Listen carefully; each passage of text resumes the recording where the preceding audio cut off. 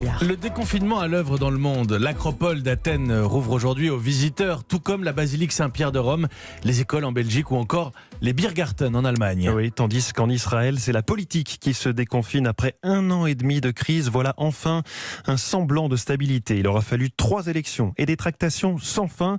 Les rivaux Benjamin Netanyahou et Benny Gantz inaugurent une drôle de formule, Vincent Hervouet.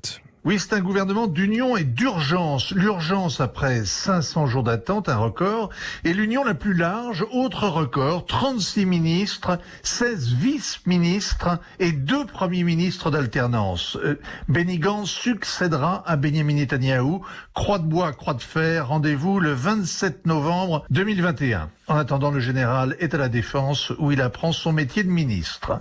Benjamin Netanyahou reste au pouvoir, c'est le vrai record, celui de la longévité. Ce diable d'homme a survécu et dimanche prochain, son procès pour corruption, fraude et abus de confiance commencera et ce sera encore une première pour un chef de gouvernement en exercice. Mais la véritable rupture historique, ce sera l'annexion de la vallée du Jourdain, la Cisjordanie redevenant la Judée-Samarie, la ligne d'armistice établie après la guerre de 48 effacée.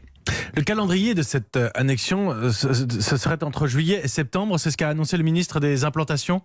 Alors Mike Pompeo, le secrétaire d'État américain à Jérusalem, jeudi dernier, ne semblait pas aussi pressé. Mais l'annexion figure noir sur blanc dans le plan de paix de Donald Trump. C'est d'ailleurs tout ce que l'on en retient.